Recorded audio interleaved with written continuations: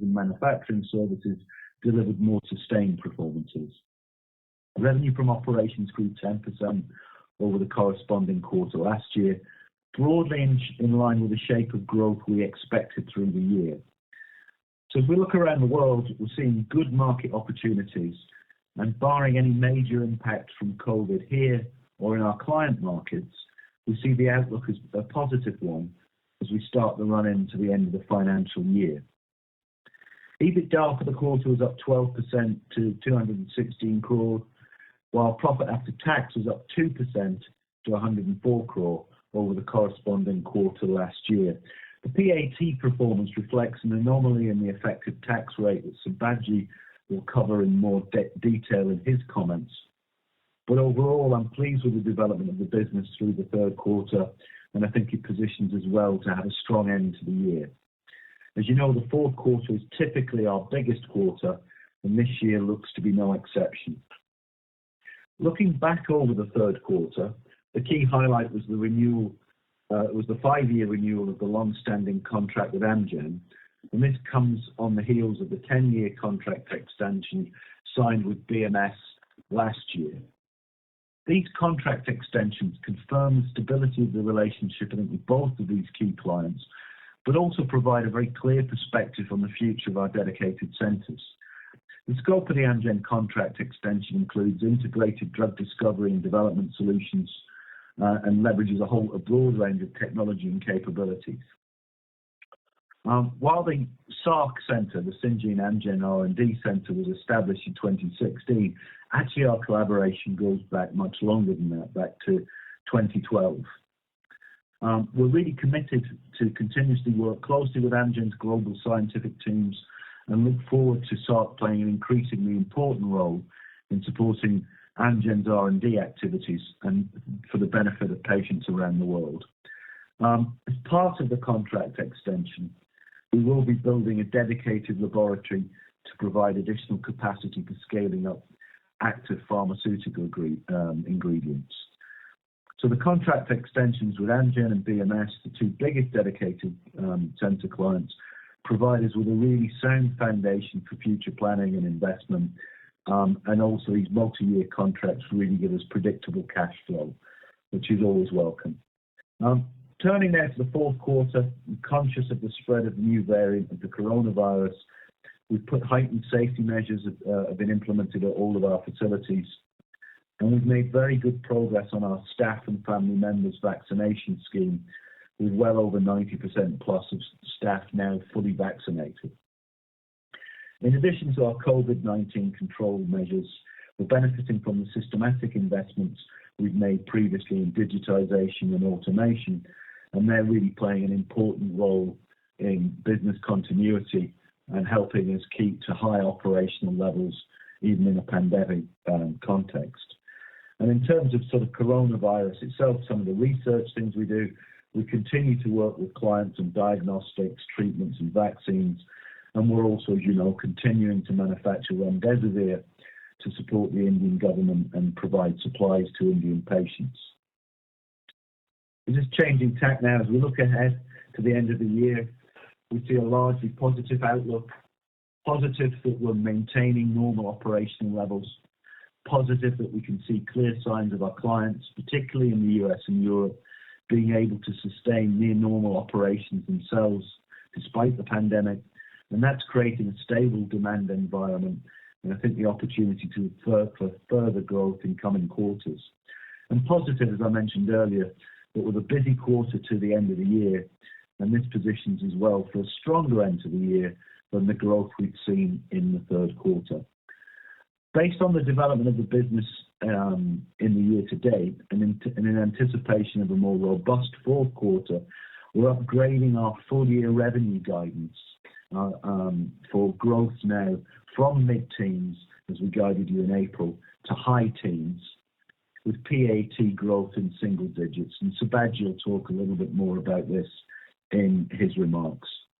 So before I hand over to Sibaji, and also to save his blushes, as this award was won by his team, a notable achievement in the third quarter was being awarded Best Governed Company in the medium-sized listed segment by the Institute of Company Secretaries of India.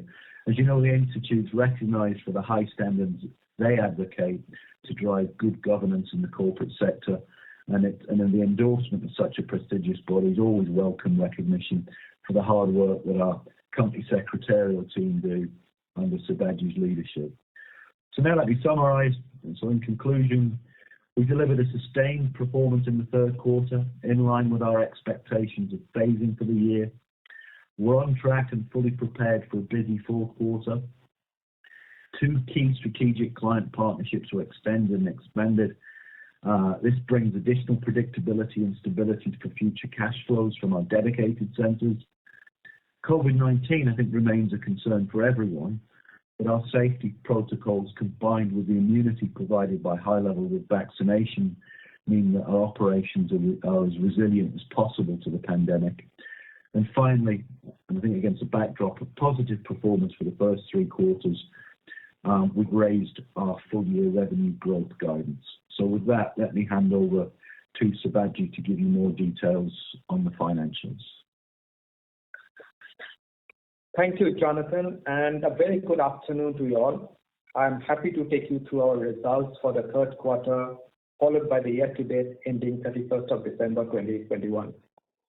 Let me start with summary comments on each of the divisions, and then I'll walk you through the P&L, giving line-by-line highlights and an update on guidance for the year. Revenue from operations for the third quarter grew by 10% versus the same quarter in the previous year. Performance of the business overall was consistent with our strategic plan and tracked the guidance given at the beginning of the year. It is worth noting that the third quarter last year was a relatively strong quarter as we regained momentum and caught up on project delivery following the slower pandemic-impacted first 2 quarters. This has the effect of compressing the third quarter growth rate this year. Now looking at the divisional performance, Discovery Services and Dedicated Centres grew in line with our expectations, and we continue to see strong demand for the services. In preparation for future growth, we will shortly be inaugurating phase 3 of our facility in Hyderabad. The building will have the capacity to accommodate an additional 250 scientists for Discovery Services. The capex for this facility is already built into the plan. In our Dedicated Centres, the key highlights of the quarter was a renewal for a further 5 years of a contract with Amgen. As part of the contract extension, we'll be building a dedicated laboratory to provide capacity for scaling up active pharmaceutical ingredients. This new facility is expected to go live in the next financial year, and the capex for this is already part of the current year's capex plan. In Development Services, growth into the third quarter was relatively muted, reflecting the impact of project timeline changes as clients moved their deliveries out. This, in addition to a relatively strong quarter 3 of the last year from delivery of pent-up works from the first 2 quarters, reduced the year-on-year growth rate. We are expecting a strong fourth quarter from Development Services as we handle scheduled deliveries and catch up on projects moved over from third quarter to the fourth quarter. Finally, our Manufacturing Services business continues to show steady progress. We are in early stages of scaling up manufacturing of both small and large molecules. We are encouraged to see good demand, particularly for biologics manufacturing. And as a reminder, earlier this year, we added a new biologics microbial platform and expanded capacity in the mammalian facility. I'll talk about our further plans for biologics in my next call with you. Regarding small molecules, there is nothing new to add. I have previously told you that Mangalore plant is an investment over the longer period. We are on track to see an FDA-approved regulatory approval in the next couple of years. This is a critical milestone in attracting clients to use these facilities. Looking at development and manufacturing revenue overall, let me help you with your modeling. We are seeing strong demand for development and manufacturing services, especially in biologics. However, due to the extended lead time for raw materials, project deliveries can change, as we are seeing in the current quarter, where the projects have been pushed to the fourth quarter and beyond. In the current environment, it would make sense to look at this part of the business based on a 4-quarter rolling average to smoothen out the variations that arise quarter by quarter throughout the year. Now turning to the P&L. EBITDA from operations for the quarter was higher by 15% as compared to the previous year. This is higher than the revenue growth of 10%, indicating good operating leverage. The EBITDA margin from operations for the period was 31.7% compared to 30.1% in Q3 last year, an increase of 160 basis points and well within our target range. EBITDA performance for the quarter was impacted by two opposing factors. While the increase in raw material costs and power costs put pressure on margins by about 180 basis points, this was more than offset by 340 basis points margin improvement from better cost performance in other lines and forex gains. Material costs for the third quarter increased from about 25.2% of revenue from operations in Q3 of last year to 26.8% of revenue from operations in Q3 this year, which is an increase of about 160 basis points.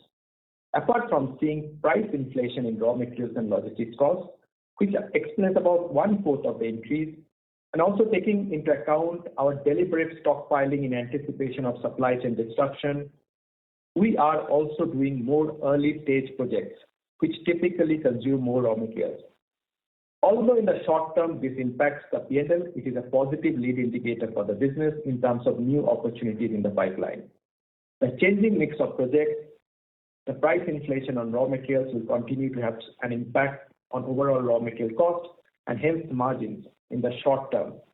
The uncertainty around pandemic makes it difficult to say if these costs will be sustained in the medium term. However, I'll come back to this in future quarters when we are in a better position to judge the medium-term outlook. The other factor impacting EBITDA is power cost. Although it does not form a large proportion of our overall cost base and makes up only 2.7% of revenue this quarter as compared to 2.5% of revenue in Q3 last year. This increase is primarily driven by higher power consumption due to additional floor space added in the last 12 months and running multiple shifts as a part of our pandemic response. Currently, around 80% of power consumed across the organization and 90% at our Bangalore operations is from renewable sources. Despite increase in transmission costs per unit during the quarter, our ability to source cheaper power through captive renewable energy arrangements has helped us reduce the impact of increasing power cost. We expect a similar level of power cost to continue into the fourth quarter. Let me now take a moment to explain the movement in other cost lines in the P&L, which led to an improvement of about 340 basis points in EBITDA margins from operations.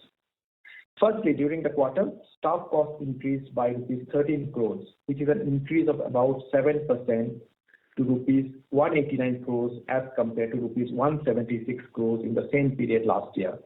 And this was driven by headcount additions and salary increments. At an underlying level, salary increments and headcount additions contributed to 12% increase.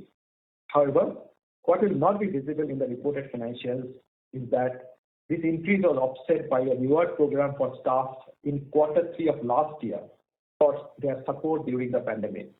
This created a higher baseline, thereby lowering the year-on-year increase in staff cost. Secondly, other expenses remained broadly at the same level, leading to margin improvement of 110 basis points during the quarter compared to the last year. Despite the continued pressure on expenses due to COVID protocols in health and safety, the continued digitalization drive across our businesses and increased maintenance expenses on the expanded asset base, we have been able to manage discretionary spend effectively, keeping overall operating costs under control. Again, for the purpose of modeling, best to see this from a YTD perspective rather than one quarter. Let me also remind you that we benefited this quarter from a forex gain of rupees 20 crores as compared to rupees 9 crores last year, resulting in 160 basis points margin uplift. Our hedge rate for the quarter was rupees 77 per US dollar against a spot rate of rupees 74.5 per US dollar. Taking this all together, the EBITDA margin from operations reflects positive operating leverage despite pressure on a few cost items. Let me also share with you the gross asset block so that you can update your models. The gross assets as of third quarter this year stands at rupees 3725 crores, an increase of 415 crores over the third quarter last year. Depreciation for the quarter stands at 79 crores, which is a 9 crore increase from 70 crores in the same period last year. This increase on a year-on-year basis is attributable to the assets capitalized in the last 12 months. Other income is decreased by 25% year-over-year from 17 crores to 13 crores due to lower yields on deposits. Funds are invested in investment opportunities by prioritizing safety of investment, ensuring liquidity, and then returns in that sequence. Profit before tax grew 10% to 128 crores from 116 crores in the same quarter last year. The change is in this line. The change over here is in line with the growth in top line. However, you would have noticed that profit after tax grew by only 2% in the quarter. The key driver here was a change in the effective tax rate, where we saw a 7 percentage point increase in the effective tax rate for the quarter. As this has a couple of moving parts, let me take a moment to walk you through the key items. The effective tax rate for this quarter was 19% compared to 12% in the third quarter last year. You may recall that last year we benefited from accelerated depreciation from Mangalore API plant and other new units that had gone live in Bangalore and Hyderabad. In addition to a one-time positive impact arising out of re-evaluation of a tax position based on a favorable legal decision from a High Court order for a different entity. We reported this in the quarterly earnings last year. We expect the tax rate to remain at the current level for the year and then gradually start to go over the years as some of our assets come out of the SEZ benefit period. I'll revisit this topic at the full year, but I think there is enough of a steer in my comments today for you to understand the trends for the remainder of the year. This completes the coverage of quarterly results, which I believe was a strong performance reflecting the delivery of strategic plan and tracking the guidance for the full year that we gave at the beginning of the year. Now coming to 9 months YTD results of the year. Moving on to the results for year-to-date, revenue from operations for the period ended 31st December increased by 21% to rupees 1846 crores as compared to rupees 1526 crores during the same period in the previous year. This was driven by growth across all businesses and the added benefit of remdesivir sales, especially in the first quarter of the year. Over the same period, EBITDA from operations was up 20% to rupees 546 crores, a reflection of the improved operating performance in the business. The EBITDA margin from operations was around 30%, similar to last year and in line with our guidance for the year. You have seen in the P&L a 500 basis point increase in cost of raw materials as a percentage of revenue from operations for the 9 months. Apart from the elements explained earlier, such as the impact of price increase in certain materials, logistics and supply chain pressure, and the mix of business. The other aspect was remdesivir, which had a high raw material content, close to 60% of revenue, as explained in a previous call. The increase in raw material cost as a percentage of revenue from operations was offset by other cost elements, which increased less than the revenue growth. Staff cost increased by 14% year-over-year for the 9 months, driven by the increase in headcount, annual increments, and recruitment of specialist resources abroad in our scientific and commercial functions. Other expenses increased by 12% year-on-year for the 3 quarters. Despite continued pressure on expenses due to COVID protocols, the continued digitization drive across our businesses, increased maintenance expenses on expanded asset base, we have been able to manage discretionary spend effectively, keeping overall operating costs under control. In the first 3 quarters, hedge gains were at rupees 46 crores compared to rupees 12 crores in the previous year. Our hedge rate for the 9 months was 77 rupees per US dollar against a spot rate of rupees 74.5 per US dollar. Reported EBITDA margin was at 31%, 100 basis points lower compared to the same period last year due to the lower other income as a result of lower interest rates. Operating EBITDA margin for that period stood at around 30% in line with the last year. As you know, we continue to identify compelling opportunities to invest in business. Consequently, the increase in fixed assets has resulted in a 12% increase in depreciation expenses from rupees 205 crores last year to 229 crores this year. Overall profit before tax increased 21% year-on-year, and profit after tax before the exceptional item due to reversal of export incentive increased 12% year-on-year due to during the same period to rupees 273 crores. As I explained a moment ago, the gap between growth in PBT and PAT is due to the artificially low effective tax rate last year due to tax reversal as well as due to the year one tax benefits arising from the commissioning of Mangalore plant in March 2020. Let me now turn to CapEx. Our CapEx investments for the first 9 months stood at rupees 352 crores. Investments were across discovery services and dedicated centers to increase capacity of our research labs, capacity addition in biologics manufacturing facility, and other assets in development and manufacturing services, and in corporate. With this capital expenditure, our fixed assets currently stand at rupees 3905 crores, and this includes the capital work in progress and excludes leased assets. I'll give you the breakdown of assets at the year end as usual. Our CapEx guidance for this financial year was in the range of rupees 750 crores to 900 crores, including about rupees 250 crores rolled over from the last year. In the first 9 months, we have invested around 352 crores and we have already committed close to another 300 crores for execution. So we are broadly on track on our CapEx program and there is no change in our CapEx execution plan. However, at this stage in the year, it is clear that some of the planned CapEx will spill over to the next year. Now coming to the guidance for the full year. Turning now to the expectations for the quarter ahead and for the full year, based on the revenue performance to date and what is shaping up to be a very strong quarter four, we now expect to deliver high teens growth in revenue from operations for the full year. Quarter four is expected to be a high activity quarter for our development services and manufacturing businesses, and some of the projects in the pipeline have high raw material costs attached to them. So while the revenue line will grow, we expect the margin in the fourth quarter to be a notch lower than in the third quarter. As said, the full year EBITDA margin is expected to be slightly above 30% mark, upside of our earlier guidance of EBITDA margins of around 30%.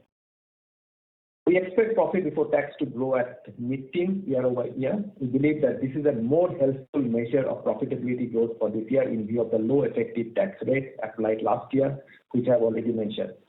With a high effective tax rate in view, will not change the PAT guidance of single-digit growth at this stage. Normalized for the low effective tax rate of last year, the underlying PAT growth should be in double digits. We now expect CapEx in the year to be between 500 crores and 600 crores, and the remainder to be executed in the next year. This CapEx will be for the projects which are now at design stage and commencing execution in quarter four in both research and manufacturing divisions of our business. The rollover CapEx will be added to the next year's CapEx guidance. Now, before I conclude, let me say a few words about COVID-19.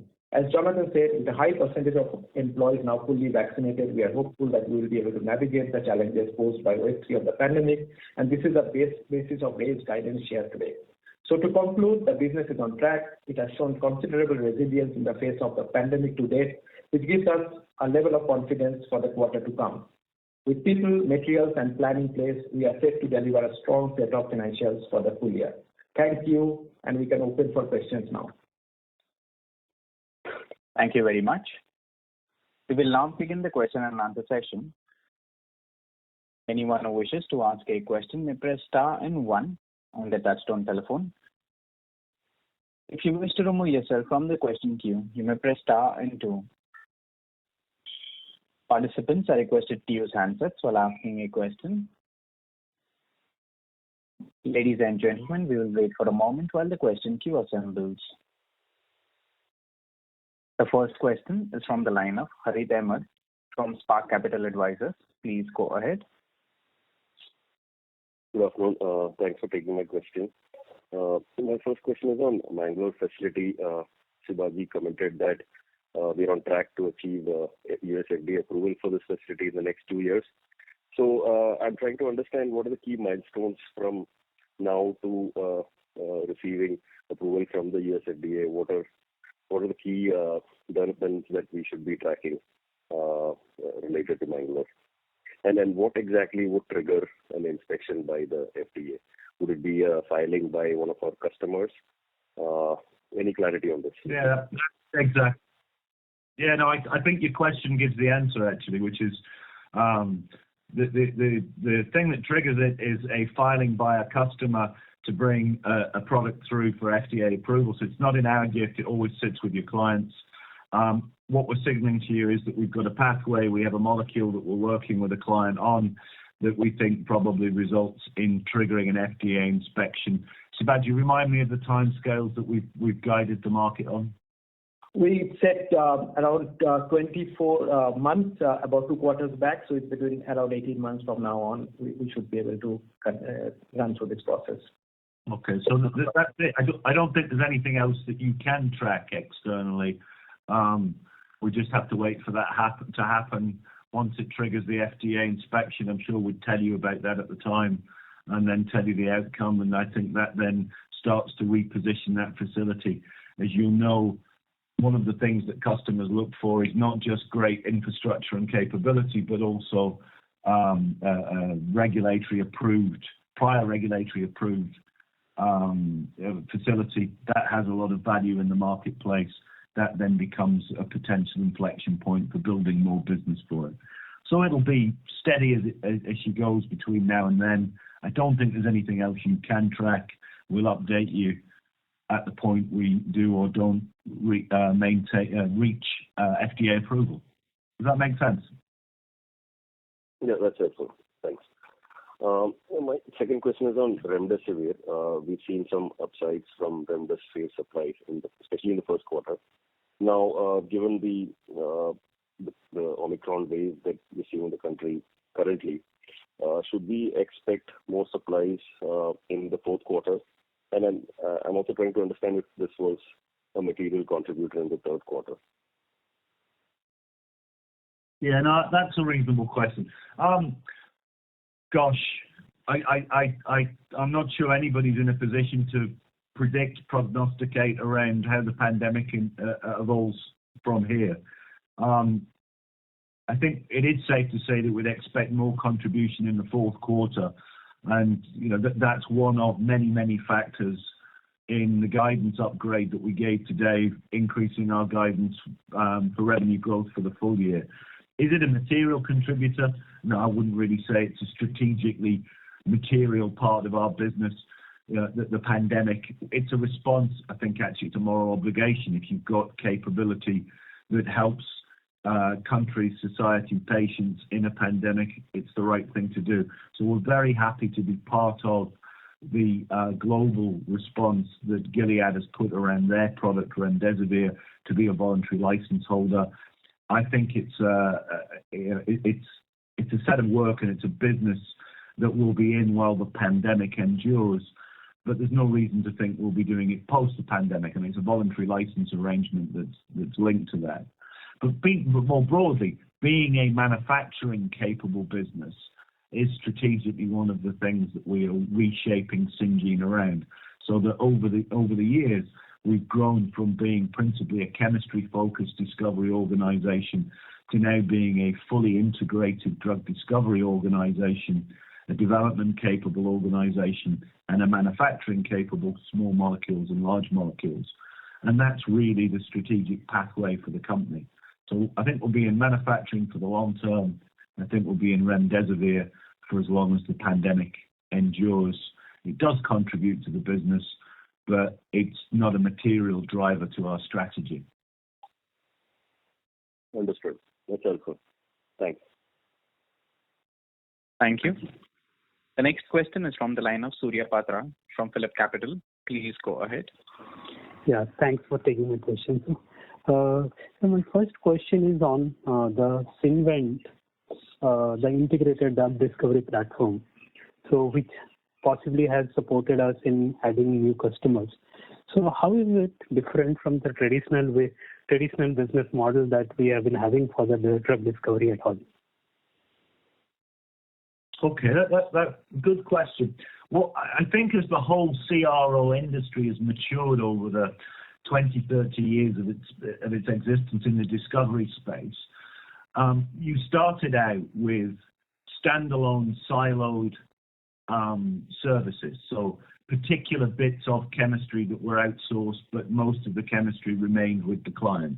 Particular bits of biology, particular bits of safety, toxicology, and so forth. Plus, the typical customer at the beginning of the industry would have been a large multinational mega cap biopharma company, probably a pharma company, with all of the infrastructure around outsourcing, procurement management, and they were looking to buy component parts of services that fitted into their own value chain. Absolutely nothing wrong with it. The industry still does that fantastically well. We do it very well. We offer great value and service to our customers. We do that today. We'll still be doing that 10 years and 20 years from today. So that doesn't go away. But what's also happened is, as we go up the value chain, we start integrating those. And as you know, scientific discovery comes not just from the work that you do, but the interpretation of the work that you do. How do you plot a course through innovation, solve problems, find solutions, and move a molecule through discovery into development, ultimately to the patients? And that takes integration, that takes cross-functional working. And Syngene is our platform stroke brand name for those type of services. And the marginal customer there tends to be these emerging biopharma companies, startup companies, private equity or venture-backed, often highly innovative. And their business model is not to build large organizations themselves. It's to partner with companies like us when they need that scale and sophistication. But they do at the margin have slightly different requirements. They don't just want the work doing, but they want a thought partner, and they want somebody to advise them on their discovery development strategy. So you become a co-partner, you co-drive the projects. And I think that's all we're signaling when we talk about Syngene being an important step forward for us. It really reflects a level of sophistication that wasn't the norm a decade ago, and is something that I think Syngene now can do. But the other bit of the business doesn't go away. So it's both, it's not either or. Does that get to the essence of your question? Yeah. So that was helpful, sir. And whether you have also covering this manufacturing angle to this? Yeah, I mean, it should do. That would be a natural progression, which is that if you're partnering deeply with your clients to discover and then develop a molecule, speed is of the essence in the life sciences industry. As you know, one of the fundamentals of the economic returns is around patent life. People are patenting their innovation. Patent lives in general are about 20 years around the world. So the faster you can get through discovery into development to manufacturing to regulatory approval and to the patient, the faster you can do that, the more of the patent life you preserve for commercialization. And that has an enormous swing factor on the value creation for our client partners. So speed is really important. You need quality and you need innovation. But if you've got quality and innovation, you want to do it as fast as you can. And by having all of those capabilities in one company, you can drive speed because you reduce the number of handover points and you build up a body of knowledge. So if our research teams co-discover with a client a molecule, they're more likely to know the challenges that the next phase development's going to have, and more likely to be able to help with the solutions. So you can often get there quicker. Okay. Yeah, thank you, sir. My second question is on the this CMO projects again. So we have extended as well as expanded our relationship with partners like BMS, Amgen and all for multiple of years. And now we are having even manufacturing capability. Whether you have whether this extended relationship is also for manufacturing? Why? Because we have not possibly found No, it's not. Yeah, no, it's not. But to some extent, it's sort of in the name. So the Amgen Center is the Syngene Amgen Research Center. Yeah. So the scope of that relationship is very clearly centered in the research discovery phase. Okay. Very hopeful and would love to have a conversation with either of those clients around manufacturing, but it's not the essence of the deals that we signed over the last year and extended. They're research focused. Sure. Okay, sir. Yeah. Thank you. Thank you. Before we take the next question, a reminder to the participants, anyone who wishes to ask a question may press star and 1 at this time. The next question is from the line of Rohan Vora from Punartha Investment Advisors. Please go ahead. Good afternoon. My question pertains to the CapEx for FY22. What will be the bifurcation of CapEx between CRO and manufacturing? The CapEx that you are going to do for FY22. Okay, so you'd like guidance for the year ahead? No, the CapEx for 2021-22, the current year, the CapEx of 600 crores. So what would be the bifurcation between CRO and manufacturing? Okay, sure. Around half of that is in the discovery services, I think, during this year. About a third of that would be in development manufacturing. And if you can add up the remainder, there's probably 10-20% are going into other things. The biggest chunk of that others would be digitization efforts across the whole company. But Sibaji, anything you want to build on that? Say a little bit more about the progression of CapEx during the year and where we expect to end the year. Sure. So you are right, Jonathan. We almost half of it in discovery services. As we have expanded in Hyderabad, we kind of commissioned phase 2 in Hyderabad in the earlier part of the year. Now in this quarter, we are commissioning phase 3, which is, as I said, an additional 250 scientists. We have also expanded our facilities in Bangalore, so that has kind of consumed 50% of it. We also spent some around 10%, close to 5 to 10% in expansion of dedicated centers, because the BMS contract that we signed had expansion plans attached to it.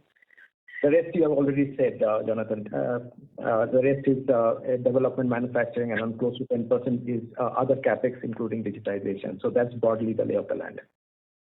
Okay. And a follow-up question. The gross block as on December of this, to be able to give a breakup of the gross block as well? Of 3,725 crores that you mentioned. Yeah.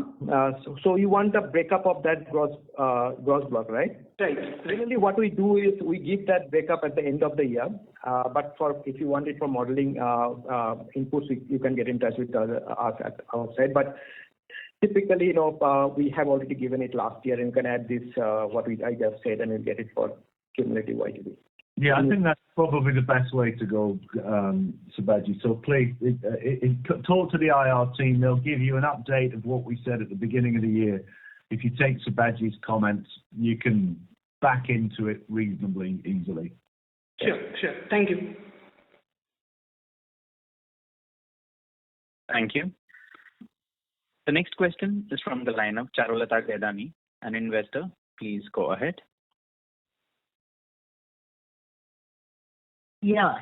Hi. My question pertains to the dedicated center that you will be setting up for Amgen.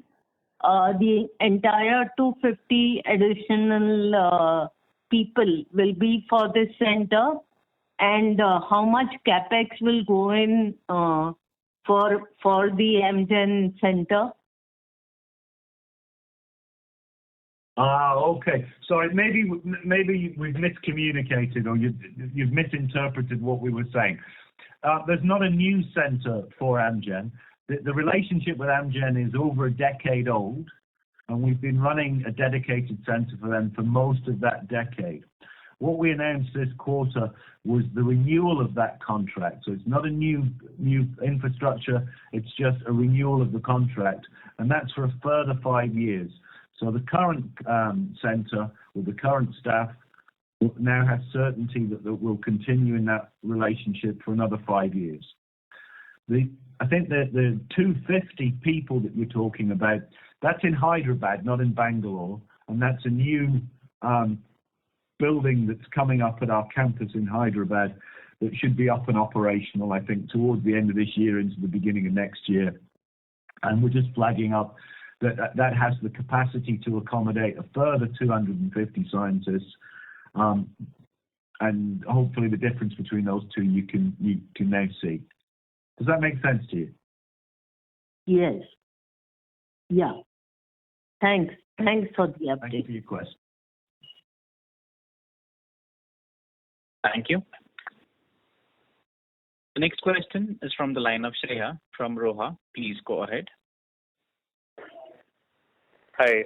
Congratulations on a good set of numbers. I wanted to ask you the capital expenditure that we've been postponing in FY21 and FY22. So I think about 150 odd crores in FY21 and about 250 crores in FY22. What does that pertain to? Oh, it's largely the same categories as before. The only thing I would object to the word postponing. I don't think we said we were postponing anything. Quite the opposite. I think the CapEx investment plan, we see good reasons to invest in the business. I think the upgrade in revenue guidance towards the end of the year is a healthy indicator that we're seeing, a decent demand environment, and therefore no change in our willingness to invest in the business, no postponement. But we are in a pandemic.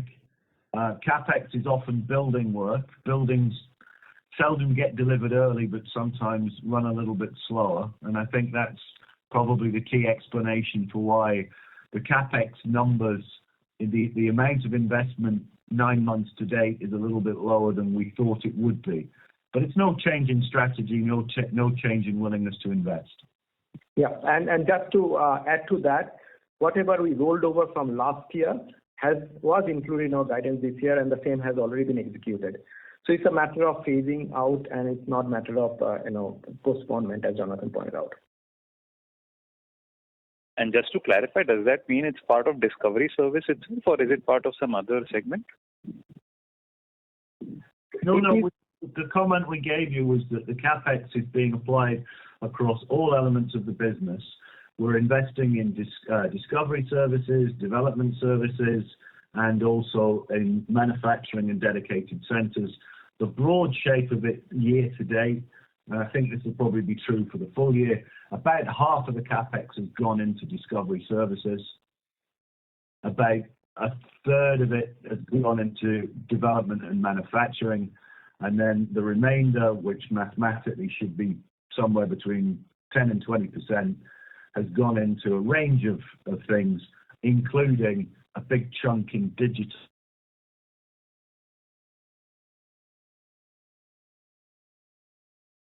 Got it. So what I'm gathering is it's not one particular investment which has been, phased away. It's a mix of all put together. So that's what I'm grabbing. Yeah, that's it exactly. It's quite a broad CapEx plan. All four of our divisions have got good reasons to think that there's opportunities for growth, and therefore all four of them are willing to invest more capital. Very clear. Thank you. Thank you.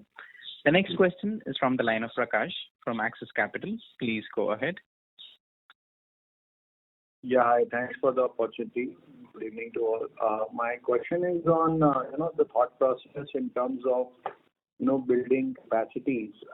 So what we hear from global companies is that, they build capacities, go out of proportion in terms of, doing capex, and then the order flows in. Just wanted to understand our thought process. When we build capacities, are the order book already visible and we have firm orders on that, or we take some buffer and build accordingly? Well, I think it's a mixture, and I think it tends to have a slightly different tonality to it in each one of the divisions. So if I give you an example, think about our dedicated centres business. Very, very long-term relationships, high-touch relationships with clients where you are strategically very much connected and aligned. In reality, the CapEx that goes into the dedicated centres, although we're funding it, it's almost a co-investment type decision. So you're not building capacity in the anticipation of future demand.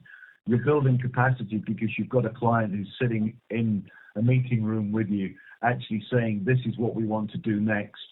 Let's agree to do it. Let's make sure that we put that capex in. So the degree of certainty of execution, return, and demand in the dedicated centres is almost instant, because you're making the decision jointly with your client to put the capex in, and you know that the demand is there for it. I think the discovery services has an element of that quite often. We'll be putting in capex in response to a clear customer statement of demand, maybe an RFP request where they're saying this is what we would want, and we invest ahead of that. So the clarity is quite good. Moving more into the development and manufacturing businesses, then they look more like the description you gave. You have to take a judgment call on what you think the medium and long-term demand for those services will be, or for the capacity will be. Then you have to build it, and then you have to hope you get it right. So for those of you that are old enough to remember Kevin Costner movies, it's the fields of dream. Build it and they will come. So you have to think about that on manufacturing and development.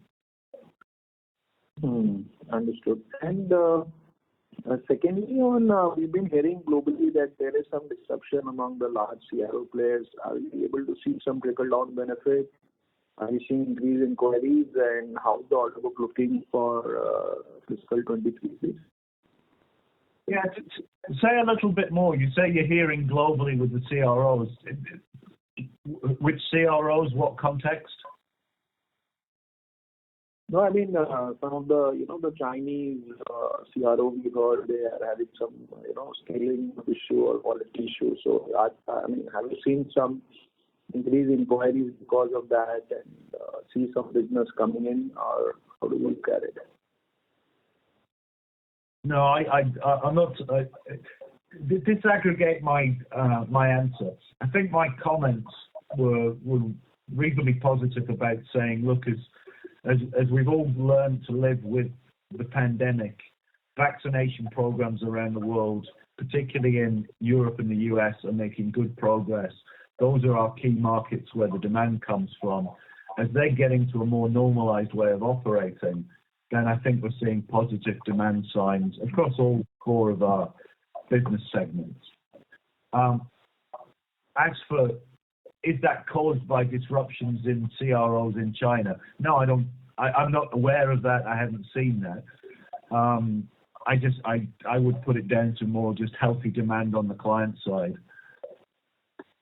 Okay. And any color on the order book, how it's looking for the next year? I mean, the kind of business we've done this year, high double-digit growth is visible. Is what given the past capex, the Hyderabad capex, and momentum in manufacturing. No, I don't have a comment to give today beyond what I've just given you, which is I think it's a healthy demand environment. And having just upgraded our outlook for the year end, I think I've directionally pointed you at least what I think for the rest of this year. Next year, I'm sure you get the opportunity to ask that question if we haven't given a decent answer when we get to the full year results. Okay, perfect. Thank you, and all the best for the future. Thank you. Thank you. The next question is from the line of Amit Kadam from Canara Robeco. Please go ahead. Question from the line of. Hello. Yeah. Hi. Good evening, team. So my first question is that even though the last year, the annual number what you put for the client addition, you added almost 40 clients, which is a decent number, like 10-12% on that base. But we have been adding any major clients. I guess from the IPO days, your top 4 anchor customers remains there. We haven't any seen in the last 6 years or 5 years or such a major big client. What is the reason that we are able to add this 40 odd clients, which may be the small startups and biotech companies, but not a major one like we had in the initial days? And then maybe because when I see the historical growth, that's why maybe we may have not able to clock the similar growth what we used to once clock at a 20 odd %. This quarter growth also is roughly at 8-9%. So can you explain what is this? Is it a strategic or a conscious move of not targeting a big firms and just do hang on with the small firms as well? Oh, no, it's an interesting question. I mean, the first thing is we tend to update those numbers annually, but because overinterpret what is not a lot of data. We've got 18 of the top 25 largest companies in the world are clients. So one of the reasons you can't add more large clients is because they're already customers. So we already have a very good connect with the very biggest companies in the world. Second thing, and I think your question actually was insightful. It gave most of the answer. An awful lot of increasingly, a lot of the work and the innovation in the client industry is happening at medium-sized and small-sized firms. There's more firm formation. There's more of the R&D dollars as a share of dollar in the industry is going to those. And sure enough, we're adding many more clients. But they tend to be smaller firms with 1 or 2 assets that we work on, rather than one big firm with 10 assets. You can do the maths. You have to add more connections. But don't think they don't go on to become important clients and important drivers. Unfortunately, there's an asymmetry. We don't publish for perfectly sensible, competitive reasons the full list of all of our clients and the sort of work we would do. I'm sure all of my competitors would love to have a list of who my clients are and the type of work that we do for them. So there's good reasons why we don't disclose it. But I think it's a misnomer to think that we haven't built big client relationships or so that are other than those landmark clients that we have in the dedicated centres. In fact, some of our biggest clients are not in the dedicated centres, but in discovery services and development services. We have clients every big as those relationships, but they're not that visible, and that's partly for competitive reasons. So, general sense, in the industry and also for Syngene, we're doing well with having connections with the very biggest firms. I think the growth area for us has been better connections with medium-sized and small firms, and we're seeing good growth and good future growth prospects on all 3 of those segments.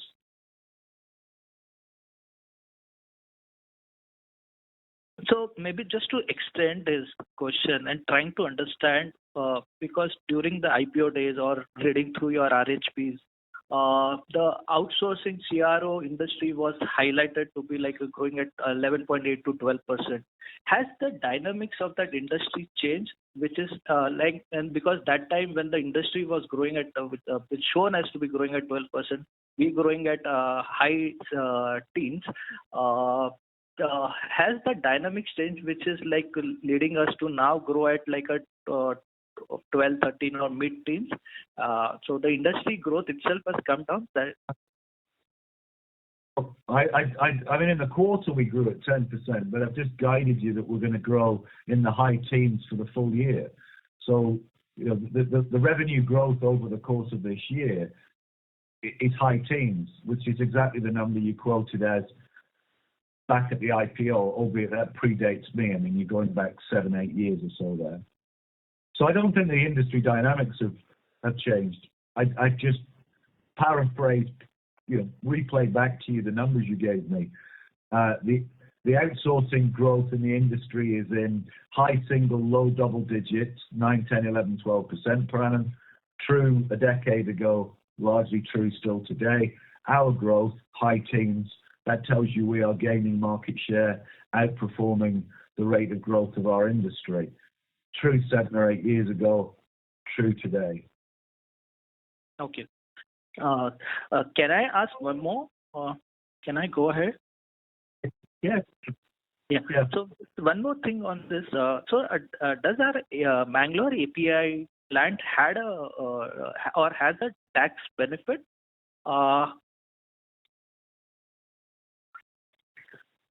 If you are asking whether it's under SEZ facility, the answer is yes, it's a SEZ facility. Okay. So it has some tax benefit attached to it.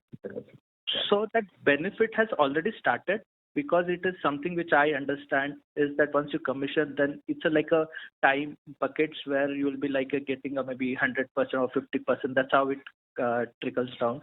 So because of our commissioning and not fully utilizing it, are we losing out on that particular time benefit or the tax benefit because of the delay in the, or maybe not delay, but late approvals of that facility from USFDA? So it is in the natural course of events over here. So yes, there is a 5-year 100% tax holiday, then another 5-year 50% tax holiday. SEZ has a sunset in March. We were fortunate to get that plant up and running before that, so we enjoy SEZ facility. But the first few years would go into validation, qualification, and regulatory approval. It's a part of the natural process. But the overall SEZ benefit, either 100% or 50%, extends for 10 years. And we understand that we'll be able to kind of be in a position to enjoy a lot of it once we get the manufacturing up and running. So of that first year is that already, because we have commissioned it last year? Yeah. Yeah. Yes. Yeah, that's exactly. So we made the deadline, so we got the benefit at all. If we'd have brought the facility online at a much later date, we wouldn't have got the benefit in the first place. So we made the deadline, but the minute you operate